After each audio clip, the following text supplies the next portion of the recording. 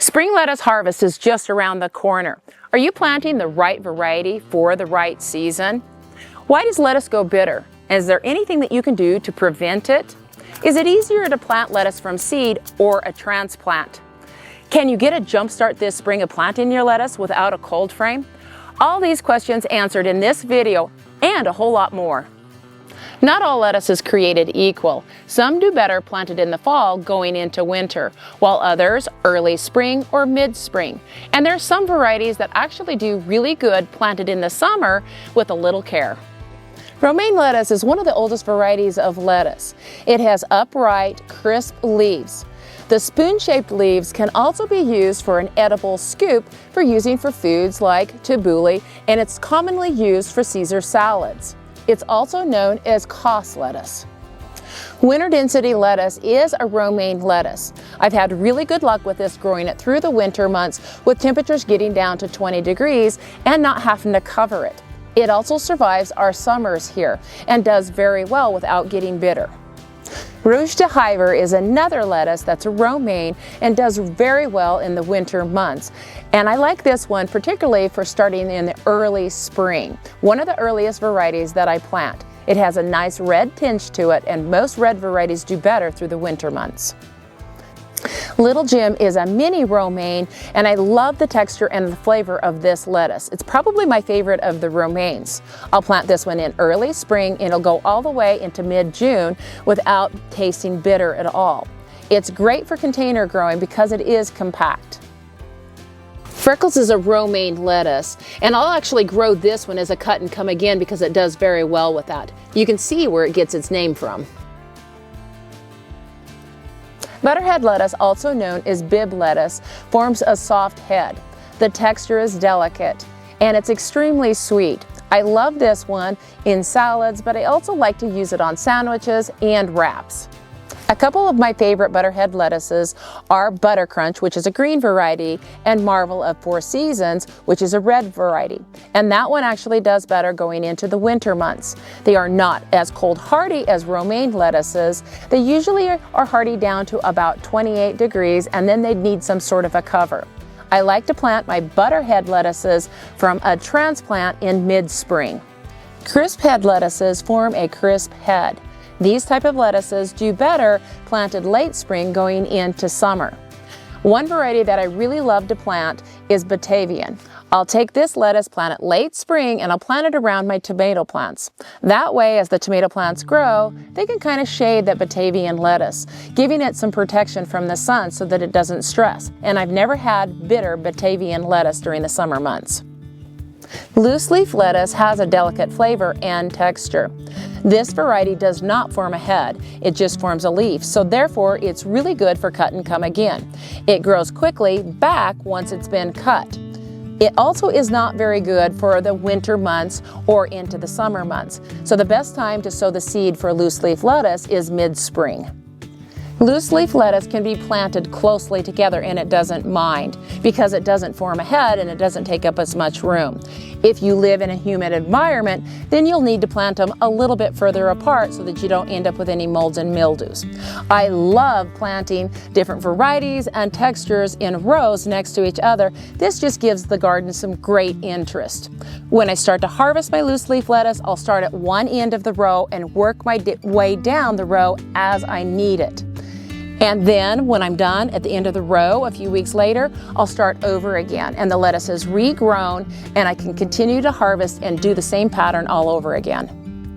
As I harvest each section of that loose leaf lettuce, I'll fertilize the section that I harvested.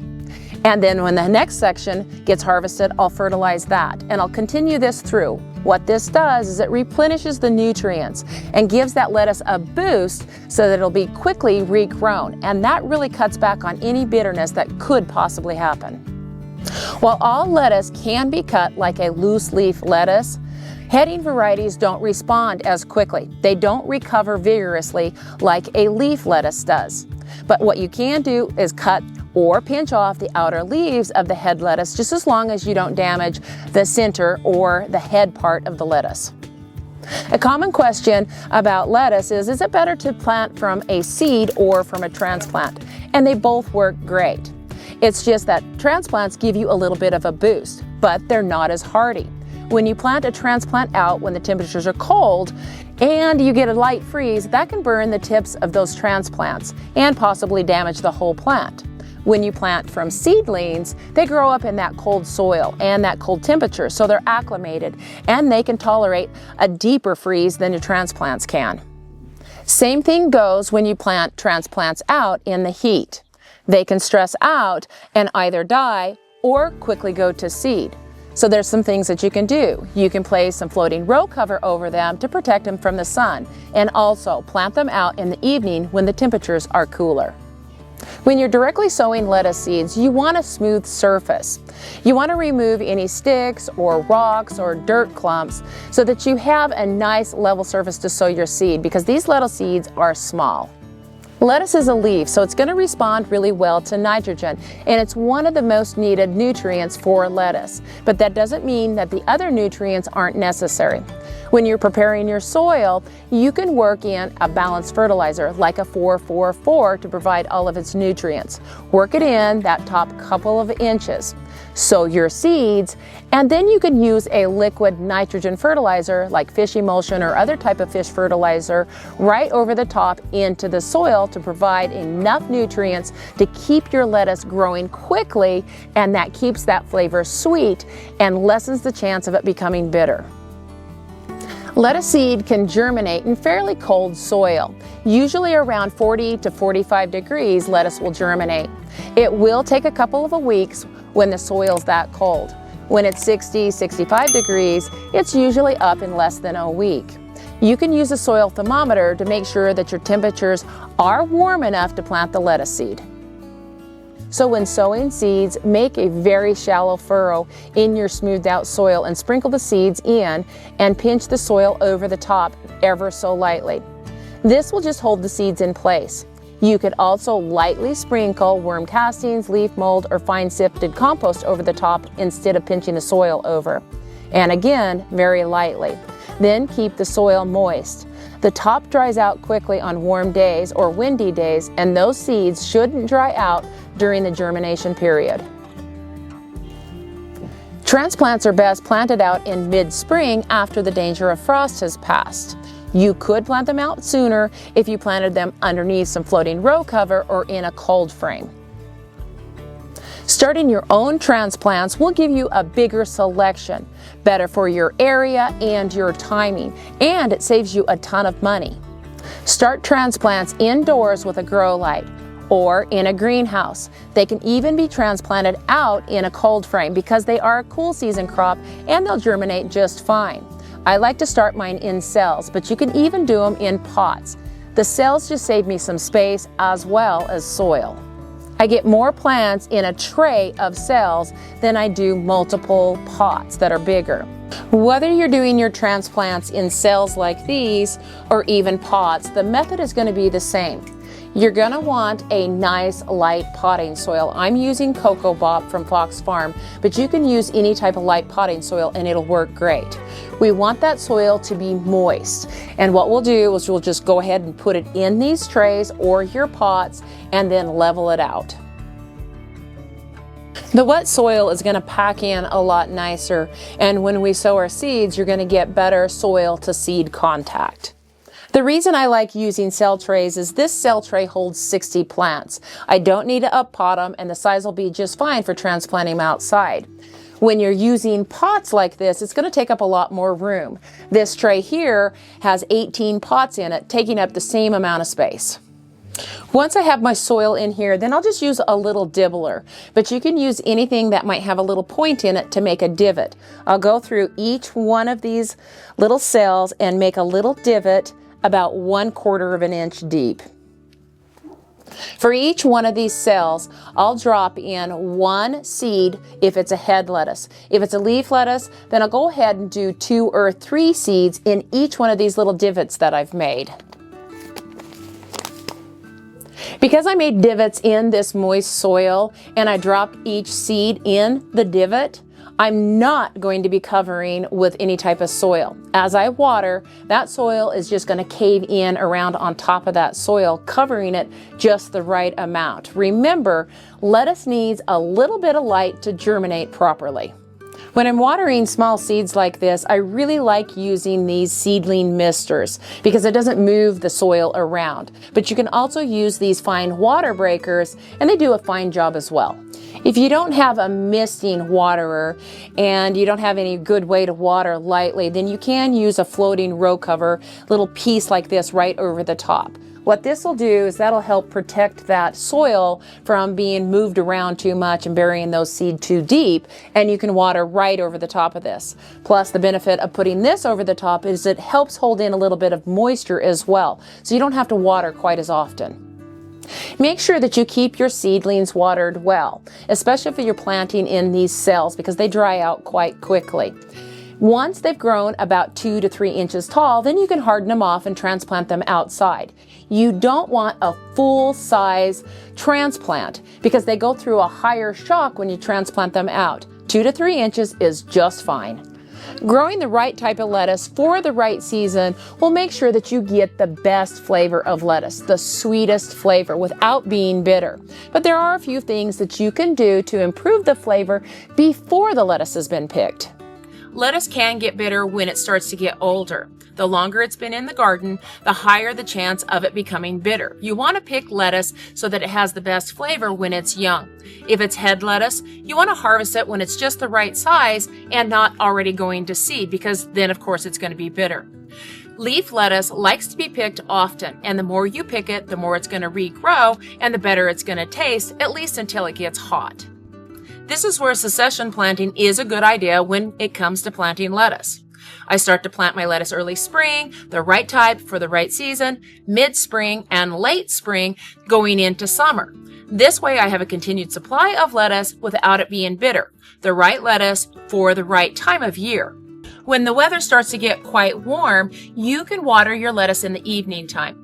This allows the soil to absorb that moisture as well as the lettuce leaves, and then harvest them in the morning before that sun's been out too long. That will really help combat any bitterness when the temperatures start to warm up. Stress can cause lettuce to become bitter. Dry, hot spells and lack of nutrients can all contribute to this. When the weather starts to warm, make sure that soil stays moist. Keep up the nutrients with a liquid fertilizer and use a floating row cover when the weather turns warm. Planting the right summertime lettuce around taller plants in your garden can help shade those lettuce plants during the day, keeping the soil a little bit cooler and preventing those lettuce from going to seed prematurely. You can plant lettuce under the canopy of cucumbers, and they're great companions.